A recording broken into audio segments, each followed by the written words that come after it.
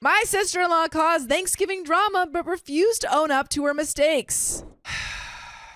Why? Some of you may remember my previous post, which I deleted due to privacy concerns, about the Thanksgiving drama. Short recap, my husband's grandma passed away, and the funeral was the day before Thanksgiving. I helped my husband's brother's wife, sister-in-law, with their 2 kids during the funeral and tried to keep the 3-year-old quiet, but it didn't work. He was very disruptive. Sister-in-law finally removed the kids from the church and then sulked in the bedroom for the rest of the day. By the way, this comes from Corzoral PFBJ. And if you want to submit your own stories, go to r/OK Storytime subreddit. So later that evening, the 3-year-old started antagonizing our elderly dog by running at him and yelling. They had never had any issues before this. His dad told him no. My husband told him no. And I told him no. He did it twice more. And the last time the dog growled. We removed the dog from the situation and sister-in-law swooped in saying to the 3-year-old, "Come on, no one wants you here. It's just a darn dog." She then tried to get her husband to take them to a hotel because no one wants the kids here. Sister-in-law sulked all Thanksgiving morning and refused to speak to me. Then she defriended me on Facebook. My husband made some snarky comments that I'm 99% sure sister-in-law overheard. Everything came to a head at Thanksgiving dinner when sister-in-law ignored her mother-in-law, whose mother had just been buried the day before,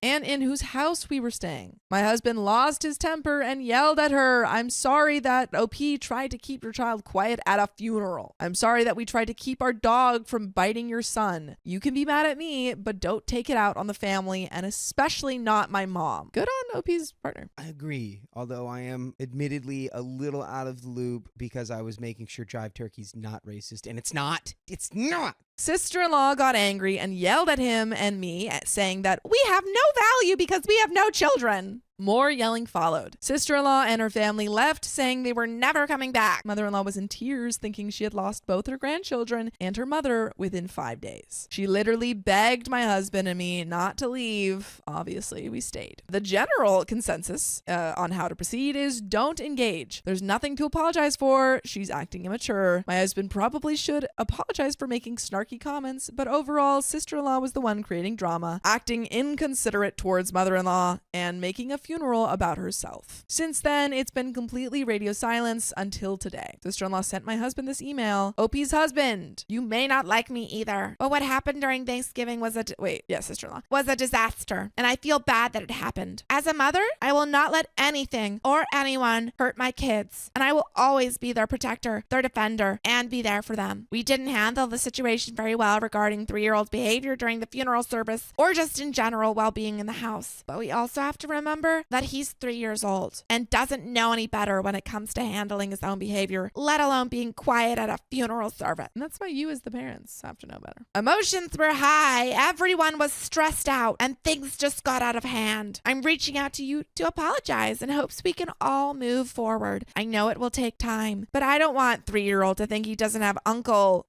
or aunt OP anymore because he does like being around you guys, sister-in-law. And there are some comments. That's not a terrible one, but also kind of not taking any responsibility for the funeral situation. Yeah, I was just like waiting worse for the real apology, and it just kept on. The quality of the apology just kept going downhill. The more it started off like okay, words but were it wasn't great. It was just kind of meh. It wouldn't make me feel better about it. I'd be like, okay, probably share it to everyone I knew and be like, oh my God, look what she said to me. Her excuse of him being 3 and not knowing any better is BS. As a teacher who regularly sees 3-year-olds passing in the lunchroom or to their buses, they are 100% capable of knowing better. It is the way you teach them and show them what to do. Comment 2, you feel weird about the apology because she's trying to change the facts of what happened. You are upset because in a stressful situation, she reacted with anger and aggression and kept escalating until there was a blow-up fight. She's apologizing for her child behaving badly and becoming too aggressive in his defense. You were angry at her behavior, but she is acting like you were unfairly angry at her young child. She is changing the facts to make herself look better and force you to welcome her back, which is a crap thing to do whilst you're supposedly trying to make amends. The best thing for the whole family is probably if you all get past this, though. But that doesn't mean you have to pretend like her apology is the truth, and feel free to bring up her misinterpretation of the situation before you proceed. And there is an update. Do you have any other thoughts? I think that last one was perfect, where it's like, feel free to bring up the fact that she's off base, because it's like this is all just like too much. It needs to be so much, like, there's a simple way to do this, and it's just being like, I was wrong,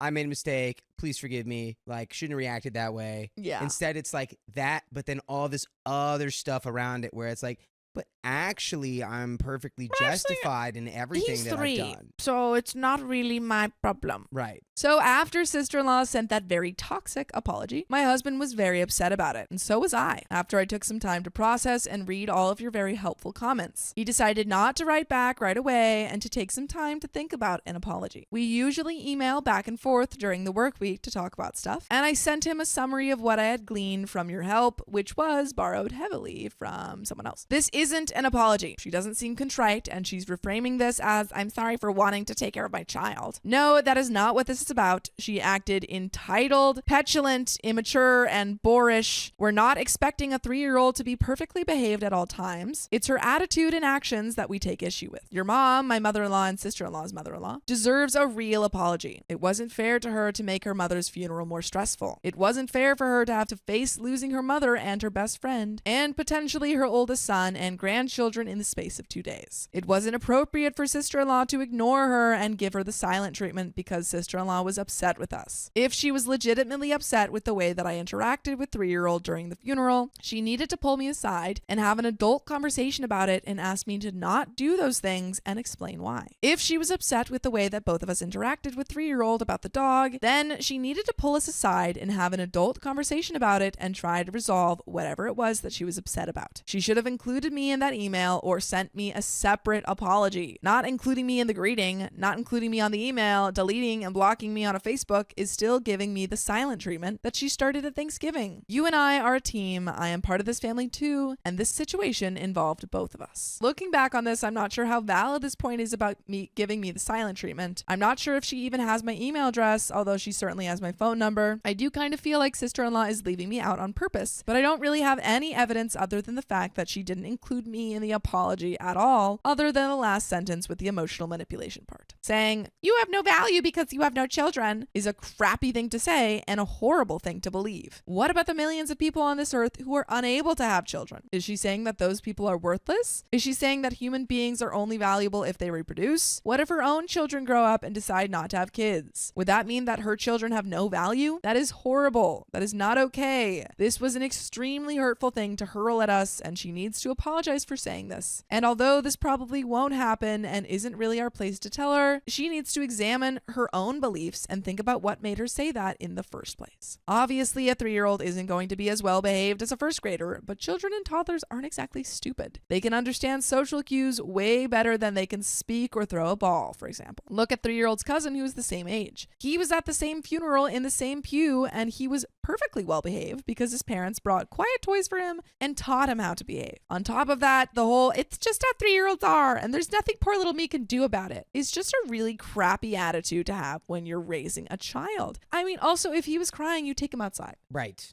You deal with his emotions, not in front of everyone. Police the children in private. Sure. Try harder. You don't start from a point of failure and expect success to materialize. Saying, I just want my child to have an uncle and aunt is classic emotional manipulation. Instead of hashing it out between the 3 of us, the adults, she's using 3-year-old as bait. He isn't involved in this except parenthetically. The problem we have is with sister-in-law's attitude, and sister-in-law's behavior. Husband agreed with all of these points and told me that he still needed to think about how to respond, which I told him was completely fine and that I understood. We went ahead and sent Christmas presents to them. Although we haven't received any gifts from them, they did send a non-personal Christmas postcard last week. We didn't spend much money, under $70, and kept it very generic for the adults. A book for brother-in-law, a lotion chapstick set for sister-in-law, and tailored the gifts for the kids. Minion puzzle for 3-year-old who loves Minions, sippy cup for baby, and topped it off with a $20 Target gift card for the whole family in a generic card that just said Merry Christmas with our names. Well, sister-in-law texted both husbands husband and me on Christmas Eve with pictures of the kids with their presents and said Merry Christmas. I responded with Merry Christmas back to her. The day after Christmas, she texted both of us again with a picture of the baby smiling and holding the sippy cup and said that he loved the cup and asked where we got it. Husband responded with the place and we made some small talk about it, exchanging about 3 to 4 texts. Husband and I took turns responding. Later that afternoon, I got on Facebook and noticed that I had a friend request. Sister-in-law refriended me after the conversation. Okay.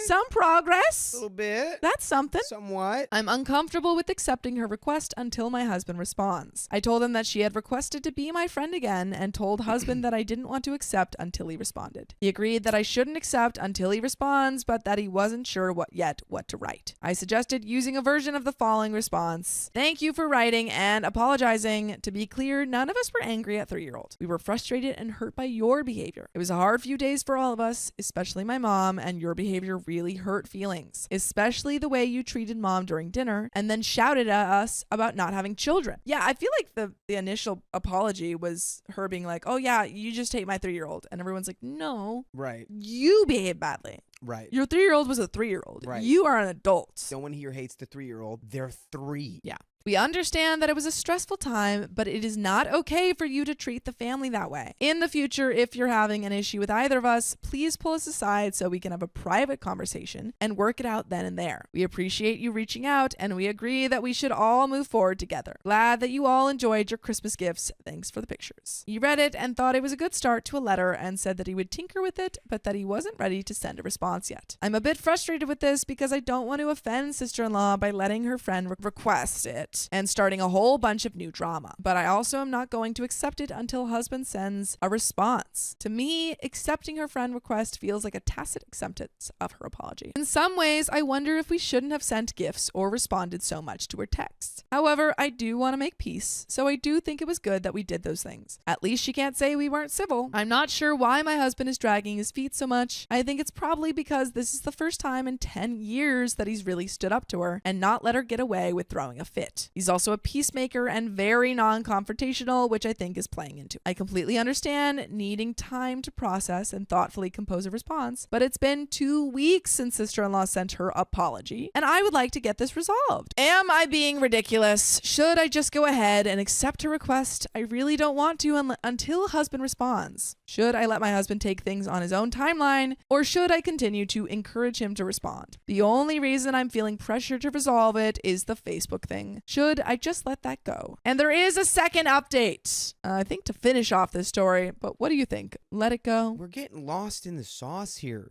dude. Yeah, Albie's like, should I accept the request? Accept the Sure. request and It's then such a send her minor a thing. message being like, I think your apology was lacking. Yeah, go. I honestly stop sending her messages. Call her. Yeah. Call her and be yes. like, hey, it felt like that apology didn't really, like, I wasn't really satisfied with that. I would like to talk more about this issue. I'm always a fan of the IRL mouth-to-mouth freestyle. That's true. Edit 2. Small update. The day after I posted this, we went to a 5K race with my husband's parents that we were planning on going to with them for several months. Right before the race, sister-in-law texted me later that day. First time she's directly spoken to me since the whole thing, and asked, is your husband ever going to speak to me again? I've tried reaching out to him via email and text. I responded, I showed my husband first and asked if it was okay, and he said it was fine, and said, I'm sorry, just got your text. I haven't seen the text for about an hour because I didn't have my phone on me. He was really upset and told me that he still needs some time to process, that he'd rather wait than send something he'd regret because he's still upset. Thank you for reaching out, and I think we all want to move forward. I think he needs a little more time, but that he will send a response when he's ready. I do want to express that I'm still feeling a little hurt too. And I would really like to have a phone conversation with you, yes, sometime soon to talk so we can have a good relationship going forward. She didn't respond. I primarily want to talk to her about 2 things based on the comments and based on how I'm feeling about the situation. In the future, how do you want me to interact with your children? I don't want to step on any toes, and I don't think I was out of bounds in what I did, but if she has an issue with me doing anything other than playing with them, then I would like to know. I pretty much view what happened from my and as a normal authority figure oversight, trying to entertain him and keep him quiet, and trying to keep him from antagonizing a dog and getting hurt. I would like to hear her view of what happened and understand what she was feeling when I was doing those things. I would like to know what line she felt I overstepped so that in the future I can be sure not to overstep that. I think it was mostly with the funeral stuff. If she has a problem with the way we handled the dog situation, I don't think I would ever feel comfortable being in the same room with my nephew because I won't stand by and do nothing if there's a chance he might get hurt. If appropriate, I would like to ask if she's okay. Some pointed out that she might be overwhelmed with the kids, and I think that might be a really good insight. I'm not going to demand an apology or anything. If she wants to give a real apology, then she will. If she doesn't, I think I can let it go. But I don't want to be walking on eggshells the next time we visit, wondering if the way I interact with my nephew is going to make her upset again. But you know what never makes me upset? I do know. Listening to full episodes of stories just like this. Just go to Apple Podcasts, Spotify, or your favorite podcast app and search up OK Storytime. But there is a teeny tiny bit left to the story. Yeah, I agree with everything. Yeah, that was a great response. Yes. I think that you know what you need to do. Gotta have that phone conversation, get it off your chest, yeah, and then move forward. Plan it in some way, I guess, and you can't really demand the apology. That would be weird. So, but although you can express to her that you are hurt, that this is how you felt about the apology, but don't request anything of her. She will do what she wants to do, At the 5K, I walked with his mom, and he and his dad both ran it. I was planning on bringing up the subject and asking her advice, since she has known sister-in-law for much longer, and because sister-in-law was so rude to her. But as soon as mother-in-law and I were alone, she brought it up and asked if we had heard anything. I told her that sister-in-law had sent a sort of, but not really, apology. Didn't go into specifics. And mother-in-law said that she got a very similar email that wasn't actually an apology, but a bunch of excuses. She didn't go into specifics either. Go into specifics, man. Come on. Get into those specifics. Mother-in-law said that she was completely fed up and didn't want to deal with her after years of this kind of behavior, and that she hasn't responded and doesn't plan to, and advised me to just leave it alone, but I'd already sent the message, so I don't really know. I'm not sure if I should wait for sister-in-law to respond or if I should text again and ask if there's a good time for me to call her. Let her respond, honestly. Just let her. Yeah, you've already given the little olive branch. See if she takes it. That's on her at that point. You've done what you can. You've done what you must. Yep. Now you must leave the rest with her trust. Trust. You must leave the rest. With her musk. You gotta trust. With a musk.